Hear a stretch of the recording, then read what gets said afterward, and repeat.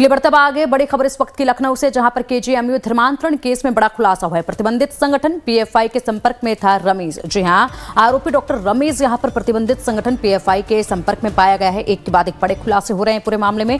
Ferrari के वक्त भी पीएफआई के संपर्क में था रमीज। जब फरार चल रहा था, एक के बाद एक ठिकाने जब बदले जा रहे थे, और उस वक्त भी यहाँ पर रमीज जो है पीआईएफ के संपर्क में था, पीएफआई के संपर्क में था, और मदद जो है कानूनी तौर पर उससे मांगी जा रही थी, यानी कि कानूनी कोई मदद जो है वो मांगी जा रही थी। ये जानकारी जो है सामने आ रही है। पुलिस को चैट और कॉल रिकॉर्ड से सबूत हासिल हुए हैं। पीएफआई से कानूनी मदद मांगने की कोशिश में था रमीज के पिता यहां पर सलीमुद्दीन के पीएफआई से पुराने संबंध बताए जा रहे हैं, यानी कि पिता के भी पुराने संबंध थे।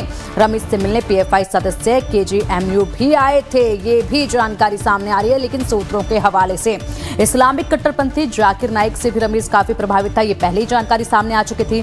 पुराने फोन से रमीज ने डेटा डिलीट किया हुआ था। डेटा को रिकवर करने के लिए फोरेंसिक जांच में भेज दिया गया है, जिससे और भी बड़े खुलासे जो हैं वो होंगे और भी बड़ी जानकारी जो है वो सामने आएगी।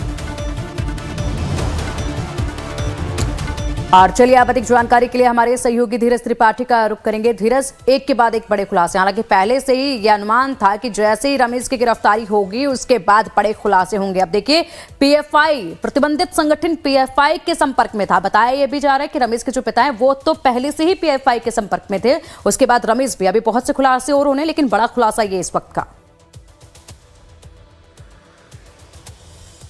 हाँ बिल्कुल पिंकी, देखिए जिस प्रकार से केजीएमयू में यौन शोषण और धर्मांतरण के मामले में अब आरोपी रमीज मलिक पुलिस की गिरफ्त में आया है, उसकी गिरफ्तारी करने में लखनऊ पुलिस कामयाब हुई है। उसके बाद से शुरुआती पूछताछ और उसके पास जो मोबाइल फ़ोन था उसकी जांच के बाद इस प्रकार के नए और बड़े खुलासे हुए हैं कि आरोपी रमीज मलिक प्रतिबंधित संगठन पीएफआई के संपर्क में था। फरारी के दौरान वह कानूनी मदद मांगने की फिराक में था और पीएफआई के कई सदस्यों से उसकी पहले मुलाकात भी हो चुकी है। फरारी के दौरान वह लखनऊ आया था, इससे पहले कई अन्य शहरों में जो उसकी लगातार लखनऊ पुलिस को लोकेशन मिल रही थी और बार बार वह अपनी लोकेशन ट्रेस कर रहा था। तो कोई सामान्य डॉक्टर इस प्रकार से पुलिस की कार्रवाई से बचने के लिए इस प्रकार की हरकतें नहीं करेगा। तो निश्चित तौर पर जो सोर्सेज के हवाले से बात निकलकर सामने आ रही है कि लव जिहाद का जो आरोपी डॉक्टर रमीज मलिक है उसके संबंध पहले जाकिर नाइक की प्रतिबंधित संस्था से सामने आए। उसके बाद अब जिस प्रकार से लखनऊ पुलिस को जो कुछ इलेक्ट्रॉनिक गैजेट्स खास करके मोबाइल फ़ोन, जो फरारी के दौरान रमीज मलिक ने एक नया फ़ोन लिया था और एक फर्जी एड्रेस के आधार पर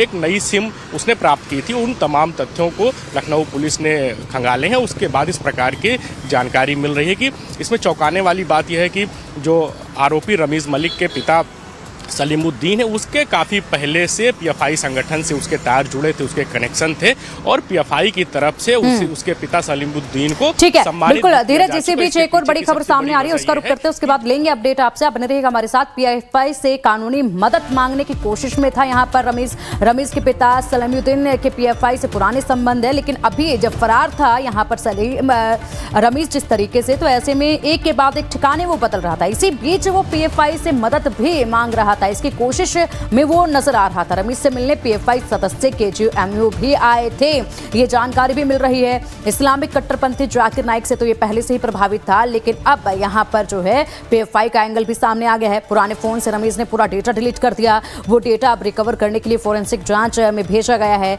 जिसके बाद ये डेटा जब रिकवर होगा तो और भी ज्यादा महत्वपूर्ण जानकारी जो है वो सामने आएगी। हमारे सहयोगी धीरज लगातार ज्यादा जानकारी के साथ हमारे साथ जुड़े हुए हैं।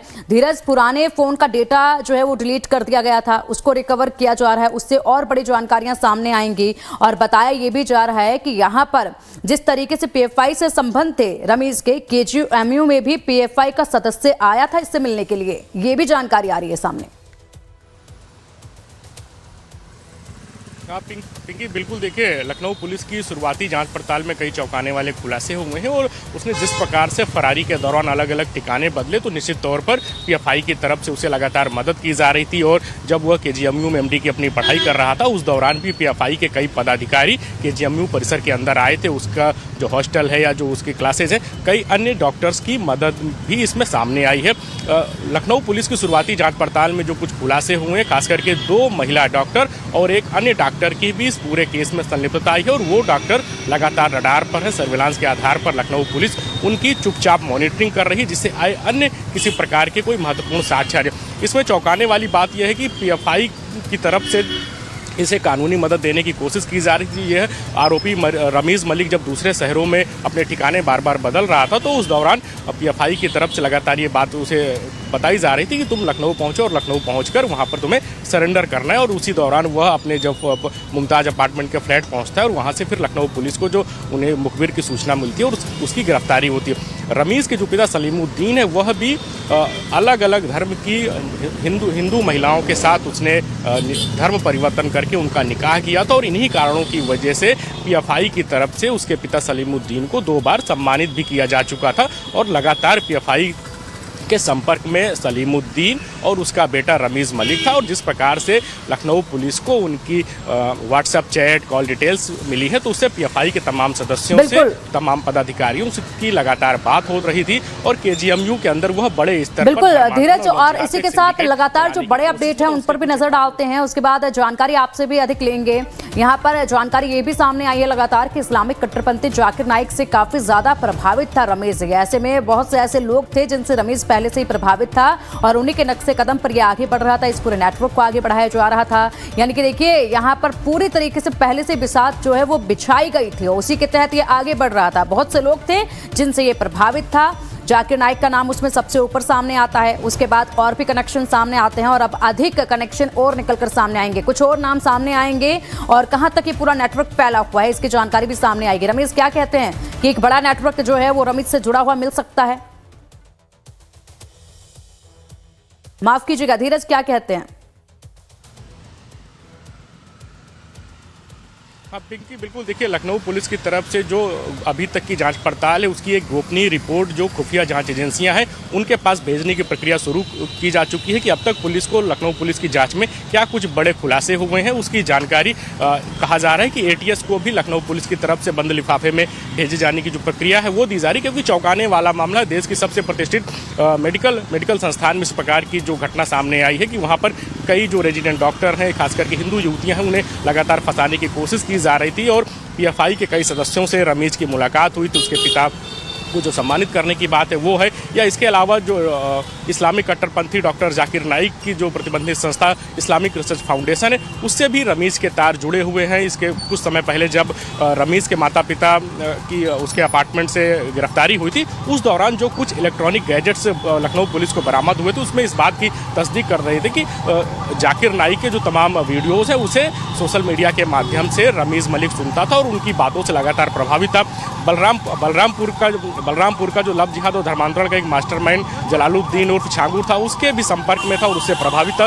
करीब 4 महीने पहले छांगुर से भी एक मौलाना के माध्यम से रमीज़ मलिक की मुलाकात हुई थी और कई मौलाना और काजियों की मदद से रमीज़ मलिक धर्मांतरण का एक बड़ा सिंडिकेट केजीएमयू प्रशासन में जो तमाम हिंदू रेजिडेंट डॉक्टर्स थे उनको फंसाने का एक बड़ा जाल बिछा रहा था और यही कारण है इस प्रकार से उसने इस पूरी घटना को अंजाम दिया और उसके बाद लगातार वो फरार था। और फरारी के दौरान उसे कानूनी मदद को लेकर पीएफआई के तमाम सदस्यों की तरफ से मदद भी जा रही थी। लेकिन उत्तर प्रदेश में योगी आदित्यनाथ की सरकार के नेतृत्व में जिस प्रकार से लव जिहाद और धर्मांतरण को लेकर सरकार ने शिकंजा कसने का काम किया है, तो उन तमाम स्थितियों को देखते हुए पीएफआई की तरफ से कानूनी मदद नहीं दी जा सकी और यही कारण था कि मुखबिर की सूचना पे लखनऊ पुलिस बाद में इस आरोपी रमीज़ मलिक को गिरफ्तार करने में कामयाब होती है। अब जो तमाम जांच एजेंसियां हैं वो इस पूरे केस में इन्वॉल्व हो रही हैं और जांच पड़ताल तेजी से आगे बढ़ती हुई नजर आ रही है। जी पिंकी। बिल्कुल धीरज, तेजी के साथ जांच पड़ताल आगे बढ़ रही है, बड़े अपडेट सामने आने हैं।